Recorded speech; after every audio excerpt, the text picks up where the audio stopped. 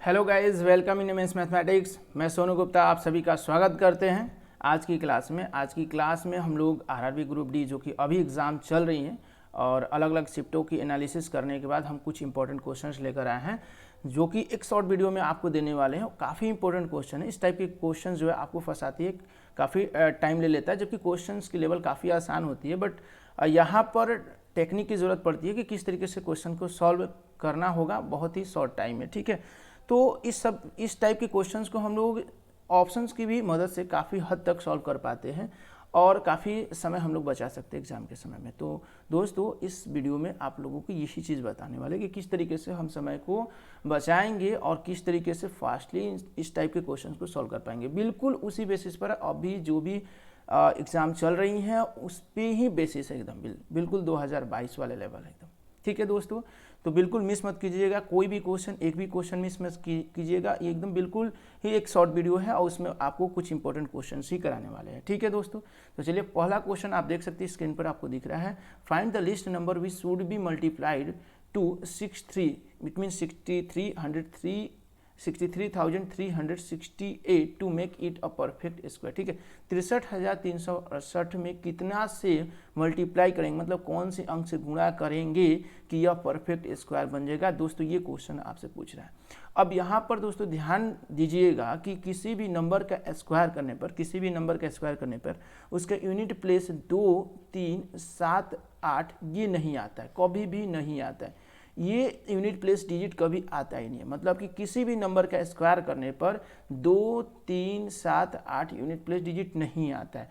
तो आप यहाँ से आप क्लियर कीजिएगा कि यहाँ पर कि ऐसा इन चार नंबर है यहाँ पर दिया हुआ है कि कौन से नंबर से मल्टीप्लाई करने पर परफेक्ट स्क्वायर बना सकते हैं।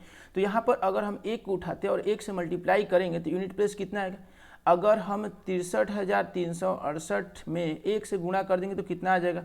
तो यूनिट प्लेस पे कितना आएगा बताइए दोस्तों। बाकी नंबर को छोड़ दीजिए, भूल जाइए। यूनिट प्लेस पर कितना आएगा, 8 आएगा। और यहाँ पर हमने पहले ही बताया कि यूनिट प्लेस पे 8 नहीं आएगा किसी भी नंबर का स्क्वायर करने पर। तो ये तो ऑप्शन बिल्कुल ही पॉसिबल नहीं, एलिमिनेट कर दीजिए इसको, बिल्कुल सिंपल सी बात है। दूसरा नंबर को उठाते अगर हम लोग 8 से गुणा करते हैं तो 63,368 में अगर हम 8 से गुना करते तो कितना आ जाता है यूनिट प्लेस पे। तो 8 8 64 होता है, यानी कि 4 आ जाएगा। अब यूनिट प्लेस पे यहाँ पे 4 आ रहा है दोस्तों, तो इसका मतलब आप समझिए कि इसके अलावा कोई 4 नंबर है, यानी कि ये पॉसिबल है। ये पॉसिबल है, मतलब इतना नंबर से गुणा करने पर परफेक्ट स्क्वायर बनाया जा सकते हैं, बन सकते हैं, ये पॉसिबल है। चलिए ठीक है, 4 से गुणा करते हैं तो कितना हो जाएगा आपके पास 63,368 गुने 4। ये समझने के लिए केवल टाइम लगेगा, बनाने में टाइम नहीं लगेगा दोस्तों, बस एक बार समझ लीजिए। 8 चौका 32 होता है, यूनिट प्लेस पे आता है 2। यहाँ पर 2 है, यानी ये भी पॉसिबल नहीं है। अगला वाला देख लेते हैं आपके पास, तो 63,368 गुने 2 है, तो ये कितना आ जाएगा 8 दूना 16 आ रहा है, यानी कि 6 आ रहा है, ये भी पॉसिबल है। यानी आपके पास 2 अंक पॉसिबल है, जो कि आपके ऑप्शन में 2 वैल्यू जो है पॉसिबल है, 2 वैल्यू पॉसिबल नहीं। तो 2 वैल्यू को तो आप ऑलरेडी एलिमिनेट कर दिए हैं। अब यहाँ पर देखिए दोस्तों कि बड़ा वाला नंबर भी हो सकता है, ऐसा बात नहीं, और छोटा वाला भी हो सकता है। तो 50-50 का केस है, काफ़ी समय बचाना होगा तो कोई एक ऑप्शन अपने हिसाब से डिसाइड कर सकते हैं। अगर वो भी नहीं कर पाइएगा तो आपके पास एक और ऑप्शन है। अब क्या कर सकते हैं हम लोग कि 63,368 है, उसको 2 से गुना कर लेते हैं पहले, और 2 से गुणा करके हम लोग वैल्यू को निकाल लेते हैं। वैल्यू को कितना आ जाएगा, तो 8 दूना 16। ठीक है, 8 दूना 16, 2 छक्के 12, 1 13 हो जाएगा। ठीक है, 2 तियाँ 6, 1 7, 2 तियाँ 6 और 6 दूना 12, यानी इतना आ गया आपके पास वैल्यू, यानी कि आ गया आपके पास 1,26,736। ठीक है, अब इसको हम लोग क्या करेंगे कि डिफिजन मेथड से हम लोग सॉल्व कर लेंगे। ठीक है, तो 1 2 6 7 3 6 आ गया। ठीक, पेयर बना देते हैं इसका 3। ठीक है, 3 पेयर बनाने के बाद अब देखिए दोस्तों क्या करते हैं हम लोग, यहाँ पर 3 तियाँ 9 हो जाएगा आपके पास 9। ठीक है, 3 तियाँ 9 हो गया। यहाँ पर बचा कितना 3, और ये 6 7 उतार दिए, यहाँ पर आपके पास टोटल 6 हो गया। अब यहाँ पर वैल्यू हमें डिसाइड करना है कौन सा रखेंगे। 6 रखते हैं तो 6 6 36, 360 से ऊपर चला जाएगा, मतलब 367 से भी पार हो जाएगा। तो 5 रखते हैं यहाँ, तो 5 अगर करते हैं तो ये आपके हो जाएगा 5, और ये हो जाएगा आपके पास कितना 5 5 25 हो गया। ठीक है, 2 कैरी करेंगे हम लोग, 5 6 30 2 32। ठीक है, कितना आ गया 325 आ गया। 7 से 5 गया, 2 बचा, यहाँ पर 4 बचा, ये आपका कैंसिल हो गया। अब यहाँ पर 2 अंक उतारिए, 3 6 उतार लीजिए, और ये 65 और 5 कितना हो जाएगा 70 हो जाएगा दोस्तों। अब यहाँ पर देखिए कि क्या हम वैल्यू रखेंगे, तो 7 छक्के 42, यानी कि यहाँ पर कहीं ना कहीं 6 रखेंगे।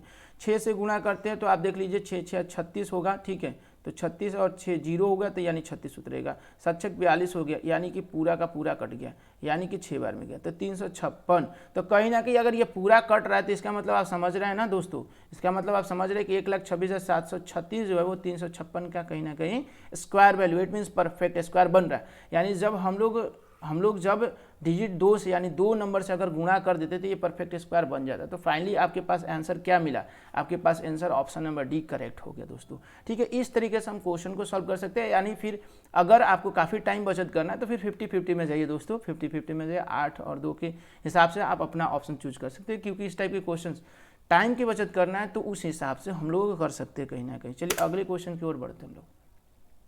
अगला क्वेश्चन क्या करता है कि the height of a right triangular prism is 21 centimetre and the ratio of the sides of its base is 8, 15, 17। If the total area of 3 lateral surfaces is 840 centimetre square then what is the volume of the prism in cubic container. ठीक है, बहुत ही बढ़िया question. ये triangular prism की बात कर रहा है। ट्रायंगुलर प्रिज्म का मतलब दोस्तों सबसे पहले ये समझना होगा, ये मेंसुरेशन का एक इंपॉर्टेंट क्वेश्चन है, जो कि इस टाइप के क्वेश्चंस बिल्कुल आ रही हैं, इसमें कोई संदेह नहीं है। तो इसका हम लोगों को प्रिपरेशन करके जाना होगा। कुछ इस तरीके से ट्रायंगुलर प्रिज्म बना, ये ऊपर से हम लोग देख रहे हैं, यानी कि बिल्कुल ऊपर से देख रहे हैं, टॉप से देख रहे हैं, टॉप भी वही आपके पास, ये नीचे का बेस हो गया और ये तीनों लेटरल हो गया, यानी तीनों तरफ से ये जो है आपके पास लेटरल पार्ट हो गया, यानी ये भी ट्रायंगुलर शेप में, बिल्कुल ये ट्रायंगुलर प्रिज्म है। अब यहाँ पर अकॉर्डिंग टू क्वेश्चन आप देख रहे हैं तो 8, 15 और 17 दिया हुआ है बेस का। ठीक है, तो ये आपका 8 हो गया, ये आपका 15 हो गया, ये आपका 17 हो गया। ठीक है दोस्तों, उसके बाद आपके पास टोटल मतलब लेटरल सरफेस एरियाज आपके पास दे रखा है कितना, 840। ठीक है, लेटरल सरफेस एरियाज आपके पास 840 सेंटीमीटर स्क्वायर दे रखा है। ये तीनों तरफ का केवल एरिया का वैल्यू आपके पास दे रखा है। हमें निकालना है वॉल्यूम निकालना है। ठीक है दोस्तों, हमें वॉल्यूम निकालना है। यहाँ पर देखिए हाइट भी दे रखा है आपके पास। देखिए यहाँ पर तो ये लेटरल सरफेसेस से हमें कोई मतलब ही नहीं है दोस्तों। यहाँ इस क्वेश्चन को सॉल्व करते समय लेटरल से कोई मतलब नहीं। देखिए कैसे होता है, 8, 15 और 17 पहले देख लीजिए क्या है, ट्रिपलेट है दोस्तों, ट्रिपलेट है ये। 8, 15 और 17 क्या है, ट्रिपलेट है। और जब भी ट्रिपलेट हो जाएगा तो हम लोगों को एरिया निकालना काफ़ी आसान हो जाता है, यानी कि 1/2 गुने बेस गुने हाइट करते हैं हम लोग। तो 1/2 बेस कितना हो जाएगा, बेस किसी को मान लीजिए, किसी को हाइट मान लीजिए 17 को छोड़ के, क्योंकि सबसे बड़ा जो साइड होता है वो हाइपोटेनस होता है। तो बाकी ये आपका हो गया 8 गुने 15, ये 4 से जाएगा, ये 15 चौका 60 हो जाएगा। यानी कि बेस का एरिया कितना हो गया, बेस का एरिया आपके पास 60 हो गया। और आपको पता है कि वॉल्यूम कैसे निकाला जाता है, यानी बेस का एरिया निकाल के हम लोग जितना ऊंचाई तक जाते हैं उतना से गुणा कर देते हैं। बेस का एरिया निकाल के जितनी ऊंचाई तक जाते हैं उतना से गुणा कर देते हैं। यही आपका कंसेप्ट है वॉल्यूम निकालने का। तो आपके पास एरिया निकल गया, अब हमें वॉल्यूम निकालना है एच हाइट तक का, यानी कि 21 सेंटीमीटर ऑलरेडी दे रखा है। तो 60 गुने 21 कर देते हैं तो कितना आ जाएगा, तो 21 छक्के कितना हो जाएगा, 126, यानी 1260 सेंटीमीटर स्क्वायर जो सेंटीमीटर क्यूब जो है वो वॉल्यूम आ गया आपका। यानी कि प्रिज्म का वॉल्यूम कितना आ गया, 1260 सेंटीमीटर क्यूब। अब दोस्तों आप कहिएगा कि यहाँ पर तो ये रेशियो दिया था सर, ये आपके पास तो रेशियो दिया हुआ था, तो आप डायरेक्ट इसको क्यों प्रयोग किए। देखिए अगर ये दोस्तों रेशियो दिया हुआ था तो रेशियो को ही हम डायरेक्ट प्रयोग कर सकते हैं और ये वैल्यू ला सकते हैं। ठीक है, फाइनली फिर ये जो है यहाँ पर हम लोग ऑप्शन में देख सकते हैं, अगर कोई वैल्यू अदर दिया है तो इसका मतलब इसका मल्टीपल होगा। 1260 का कहीं ना कहीं 1 से मल्टीपल है, या फिर 2 से मल्टीपल हो गया, 3 से मल्टीपल होगा, यानी 1260 का ही मल्टीपल आपका रिजल्ट मिलेगा कहीं ना कहीं। दोस्तों इस चीज़ को ध्यान रखिएगा, 1260 का ही मल्टीपल रिजल्ट में आपको मिलने वाला है। तो यहाँ से आपके पास क्या हो गया, आपके पास 1260 ही ऑलरेडी है, तो फिर इसमें कोई संदेह नहीं है और ये आपका डायरेक्ट आंसर हो जाएगा 1260, ऑप्शन नंबर डी करेक्ट हो जाएगा दोस्तों। ठीक है, तो इस तरीके से क्वेश्चन को शॉर्ट वे में फटाफट सॉल्व कर सकते हैं। चलिए आगे बढ़ते हुए चलते हैं हम लोग अगले क्वेश्चन की तरफ। अब यहाँ पर दिया हुआ the points scored by the 12 persons are as follows 6, 17, 8, 9, 16, 10, 15, 21, 9, 11, 12, 16, find the median. हमें क्या निकालना है, मीडियन निकालना। अब ये तो बिल्कुल आसान क्वेश्चन हो गया दोस्त, इसमें कुछ करना नहीं। अब यहाँ पर हम लोग क्या करते हैं, इसको लिखने बैठ जाते हैं इंक्रीजिंग ऑर्डर में। लिखना कुछ नहीं, टोटल टर्म कितने, 12 ऑलरेडी आपके पास दे रखा है कि कुल जो है वो टर्म है आपके पास 12, और 12 टर्म है तो हमें अगर मीडियन निकालना है तो छठे टर्म का वैल्यू और 7वें टर्म का वैल्यू को जोड़ के 2 से भाग लगाना है, बस सिंपल सी बात है। तो छठे और 7वें टर्म को केवल ढूंढना है बस, और कुछ नहीं करना है। तो ये पहला टर्म हो गया 6, पहला टर्म हो गया 6 के बाद आपके पास 7 है नहीं तो 8 हो गया, दूसरा, तीसरा हो गया 9, चौथा हो गया 9, पाँचवा जो हो गया आपके पास 10 हो गया, और छठा जो हो गया 11 हो गया। छठा जो हो गया कितना हो गया, 11 हो गया, और 7वां जो हो गया वो 12 हो गया। तो 11 और 12 आपके पास तो मिल ही गया। 11, 12 2 भाग लगाओ, बाकी से हमें कोई मतलब नहीं। तो यहाँ पर हो गया आपका 23, भाग लगाओ 2 से, 11.5 आपका आंसर आ गया। कौन सा ऑप्शन सही है दोस्तों, तो ए ऑप्शन जो है वो करेक्ट हो जाएगा दोस्तों। तो इस तरीके से क्वेश्चन हम आसानी से सॉल्व कर सकते हैं। अगले क्वेश्चन की ओर बढ़ते हैं, क्वेश्चन को सॉल्व करते हैं। Person has divided a total of ₹3,70,000 रुपये into the 3 parts and deposited them in 3 banks offering simple interest 4%, 5%, 6%, ठीक है।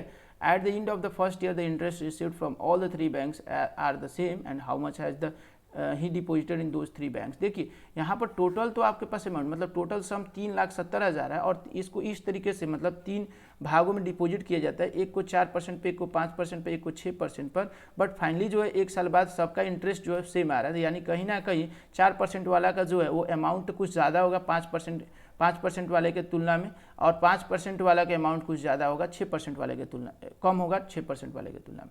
यानी कुल इस तरीके से हम लोग कह सकते हैं कि 6% जो 6% पे जो भी अमाउंट दिया जा रहा है वो कम है किसके तुलना में, 5% वाले की तुलना में, और 4% वाले की तुलना में। फिर 5% वाला जो अमाउंट है वो 4% से कम होगा, क्योंकि इसका जो रेट ऑफ इंटरेस्ट कम है तो अमाउंट ज़्यादा होना चाहिए, तब तो इंटरेस्ट सेम आएगा। ये कॉन्सेप्ट समझना है, ये समझने से भी कोई दिक्कत नहीं है। फॉर्मूला आप देख लीजिए पहले। सिंपल इंटरेस्ट का फॉर्मूला होता है PRT/100 होता है, ठीक है। डायरेक्ट बता रहा है दोस्तों, एकदम बिल्कुल आसानी से बनेगा दोस्तों, ठीक है। ज़्यादा इधर उधर ट्रिक और फॉर्मूला के चक्कर में ना बने, बेसिक्स तरीका से समझ लीजिए, डायरेक्ट ही बनता है, इसमें भी टाइम नहीं लगेगा। बस यहाँ पर आपको लॉजिक प्रयोग करना है, क्या यहाँ लॉजिक लगने वाला है। तो सिंपल इंटरेस्ट का फॉर्मूला तो PRT/100 होता है। अब यहाँ पर देखना क्या क्या चीज़ें कांस्टेंट है। यहाँ पर आपके पास ये 100 तो कांस्टेंट है आपका, निश्चित है सब में आएगा। और उसके बाद आपका टाइम 1 साल के लिए, सबके लिए कोई दिक्कत नहीं है। बदल क्या रहा है, तो बदल रहा है आपके पास प्रिंसिपल और रेट। तो यहाँ पर अगर कभी भी आप लिखिएगा P1R1 लिख सकते हैं और T1 भी लिख सकते हैं, तो T1 टाइम तो कांस्टेंट है ना, और 100 लिख सकते हैं, ये लिख सकते हैं। तो P2R2/100 लिख सकते हैं, यहाँ पर P3R3/100 लिख सकते हैं, ऐसे लिखा जा सकता है। तो ये तो कैंसिल आउट हो रहा है ना, तो यानी सीधे फॉर्मूला आपके पास क्या मिला, P1R1 = P2R2 = P3R3, यही आपके पास मिला फॉर्मूला, ठीक है। अब आपको कुछ नहीं करना है, यहाँ पर P1R1 = P2R2 पहले कर लीजिए और फिर P2R2 = P3R3 कर लीजिए, ठीक है। ये हमें करना है। एक अल्टरनेट मेथड भी बताएंगे दोस्तों, ये मेथड पहले देख लीजिए आप। तो P1R1 कितना है, 4% = P2R2 यानी कि 5% हो गया। तो यहाँ से आपका हो गया P1/P2 रेशियो निकल जाएगा आपके पास 5/4 का। अब यहाँ पर देख लिए P2R2 और P3R3 को बराबर करते हैं हम लोग, तो P2 यहाँ हो गया, R2 जो हो गया वो 5 हो गया, P3 हो गया, R3 जो हो गया वो आपके पास कितना हो गया, 6 हो गया, ठीक है। तो हमें P2/P3 लिखना है, तो 6/5 हो गया। अब यहाँ से आप लोगों को क्या रेशियो निकालना भाई, तो 5/4 और यहाँ पर 6/5, ठीक है। यहाँ से क्रॉस कर दिए, 6×5 = 30, ठीक है। और ये 6×4 = 24 और यहाँ से 5×4 = 20, ठीक है। यहाँ से आप कटा लीजिए। अब कटेगा तो कितना आ जाएगा दोस्तों, कितना आ जाएगा, तो ये आगे आ जाएगा आपके पास आधा, मतलब कि 15 हो जाएगा, और ये आपका 12 हो जाएगा, और ये आपका कितना आ जाएगा बताइए दोस्तों, 10 हो जाएगा। यानी 15/12/10 का रेशियो बन रहा है, कहीं ना कहीं अमाउंट का जो रेशियो है वो 15/12/10 का रेशियो बन रहा है। अब यहाँ पर ऑप्शन में दोस्तों देख लो ना, आसान है, ऑप्शन में देख लो 15/12/10 का रेशियो जो बनेगा वो 100% आंसर होगा। यहाँ से ये 0 कटा दो, यहाँ से ये 0 कटा दो, यहाँ से ये आपके 4 जीरोज कटा दो, तो ये हो गया 15, ये हो गया 12, ये हो गया 10। दोस्तों कितना आसान है, आसानी से बनाया जा सकता है। ऑप्शन नंबर ए जो है करेक्ट हो गया। देखने में बड़ी क्वेश्चन लगा और टाइम लगा कि काफ़ी ज़्यादा टाइम लगेंगे, लेकिन काफ़ी टाइम नहीं लगेंगे कॉन्सेप्ट को प्रयोग करना। दूसरा, अब अल्टरनेट मेथड बताते हैं दोस्तों कि ये तो एक तरीका होगा कि यहाँ से हम लोग क्वेश्चन का आंसर ले लिए। एक अल्टरनेट मेथड है, अगर इतना भी नहीं करना दोस्तों तो डायरेक्ट भी बनाया जा सकता है, बिना कोई कॉपी पेन यूज़ किए हुए डायरेक्ट स्क्रीन पर आप सॉल्व कर सकते हैं, डायरेक्ट स्क्रीन पर देख कर सॉल्व कर सकते हैं। इस तरीके से सबका इंटरेस्ट देखना है कि बराबर आना चाहिए। ऑप्शन से देख लीजिए आप, पहला ही ऑप्शन से शुरू कीजिए और 4% का मान देखिए, यानी फर्स्ट अमाउंट का 4% निकाल के देखिए। फर्स्ट अमाउंट का मान 4% यानी 15×4 = 6,000 आ रहा है। सेकंड वाला का देखिए तो 12×5 = 60 आ रहा है, यानी 5% वाला है तो 6,000 आ रहा है। इसका आपका 10×6 = 60 यानी 6,000 आ रहा है। तो यहाँ से आप देख सकते हैं कि सबका अगर इंटरेस्ट 6,000 मतलब सेम अमाउंट आ रहा है, सेम इंटरेस्ट आ रहा है, तो फिर ये भी सही है। यहाँ से भी आप देख सकते हैं, तो हिट एंड ट्रायल यहाँ से भी लगा सकते हैं आप, ऑप्शन भी देखकर एलिमिनेट करके एलिमिनेशन मेथड से बना सकते हैं। तो दोस्तों यहाँ से भी, ये तो काफ़ी कम समय लगेगा, ये तो और कम समय लगेगा, ये कैलकुलेशन की भी कोई ज़रूरत नहीं है। स्क्रीन से आप फास्टली कैलकुलेट करके आप 5 सेकंड के अंदर ही क्वेश्चन को सॉल्व कर पाइएगा। तो इतने बड़े क्वेश्चन को आप कितनी आसानी से सॉल्व कर पा रहे हैं, तो यही आपको लॉजिक यूज़ करना है एग्जामिनेशन समय में, और यही आपकी कंपटीशन है। बस दोस्तों सबको मैथ्स को सॉल्व करने आता है, ऐसा कोई बंदा नहीं है जो एग्जामिनेशन देने जाता है और उसको क्वेश्चन सॉल्व करने नहीं आता है, या उसको क्वेश्चन नहीं आता है। यहाँ पर स्पीड की बात हो रही है। अगले क्वेश्चन की ओर बढ़ते हैं। ये आपका है ट्रिग्नोमेट्री का question 86 square x minus 7 tan square x is equal to 11, then the value of x हमें निकालना। एक्स का जो लिमिटेशन है आपके पास, एक्स का लिमिटेशन है कि ये 0 और 90 के बीच में एंगल है, ये भी ध्यान में रखिएगा। अब देखिए दोस्तों ये कितना आसान है, क्वेश्चन देखने से ही समझ में आना चाहिए। यहाँ पर ये 8 सेक स्क्वायर है, उसको अलग कर दीजिए, तो सेक स्क्वायर एक्स हो गया, प्लस का 7 सेक स्क्वायर एक्स लिख देते हैं, माइनस का 7 tan स्क्वायर एक्स लिख लेते हैं, इज इक्वल टू 11। अब तो आपको समझ में आ गया होगा कि इसको क्यों हमने तोड़ा, ये बात तो आपको समझ में आ गई होगी, बिल्कुल आ गई होगी। तो सेक स्क्वायर एक्स प्लस का 7 को कॉमन निकाल के सेक स्क्वायर एक्स माइनस का tan स्क्वायर एक्स लिख दीजिए, कोई दिक्कत ही नहीं है, बराबर 11 लिख दीजिए। इसका वैल्यू 1 होता है, आप लोगों को पता है, सभी लोगों को पता है। तो sec square x is equal to कितना आ जाएगा आपके पास, तो ये पूरा टोटल 7 होगा और 11 में से 7 घटेगा तो 4 आ जाएगा। तो सेक स्क्वायर एक्स, स्क्वायर को इस तरफ लाते तो सेक एक्स का मान हो जाएगा 2। अब यहाँ पर कॉस एक्स मैंने कॉस कितना वैल्यू का 1/2 होता है, क्योंकि इसके ये रेसिप्रोकल उल्टा होता है। तो कॉस 60 डिग्री का वैल्यू कितना होता है, 1/2 होता है, ठीक। तो इसके ये उल्टा होगा, यानी एक्स का मान तो 60 होगा, ये तो फिक्स हो गया। तो एक्स का मान 60, यानी कौन सा ऑप्शन सही है, option number C is that the correct answer. कितना समय लगा दोस्तों, बताइए कितना समय लगा। अगला क्वेश्चन की ओर बढ़ते हैं और क्वेश्चन को देखते हैं। Find the square root of the perfect square made by the multiplying 4050 with the least positive integer. यहाँ पर परफेक्ट स्क्वायर मतलब किस नंबर का परफेक्ट स्क्वायर है, यहाँ पर नंबर दे रखा है। सबसे पहले इसका स्क्वायर निकाल कर देख लीजिए, कोई दिक्कत नहीं, दिक्कत आसानी है निकालना, कोई दिक्कत नहीं। 8100 हो गया, इसका हो गया 85 का, तो इसका 50 लास्ट में जब 5 होता है डिजिट, तो 5 का स्क्वायर करते हैं तो 25 होता है, और 8 का अगला 9 होता है, 8 9 72 हो गया, और इसका 5 का स्क्वायर 25 हो गया, और 9 का अगला 10 यानी 90 हो गया। क्या दिक्कत है दोस्तों, अब दिक्कत है। अब इसमें कह रहा है कि कौन सा नंबर से गुणा करने पर वो परफेक्ट स्क्वायर बनेगा, तो यही तो आपके है परफेक्ट स्क्वायर। अब इसी में से कोई एक होगा, तो 1 से अगर गुणा करते हैं तो ये 40-50 आता है, इससे कहीं मैच नहीं कर रहा है। 2 से गुणा करके देख लीजिए, मैच कर रहा है ये वाला, बस यही तो आंसर है, मैच करना चाहिए और कुछ नहीं। क्या दिक्कत है दोस्तों, इसमें टाइम लगाने की कोई ज़रूरत ही नहीं, ठीक। तो यहाँ से आप ऑप्शन से क्वेश्चन काफ़ी ज़्यादा सॉल्व कर पा रहे हैं, आप देख रहे हैं।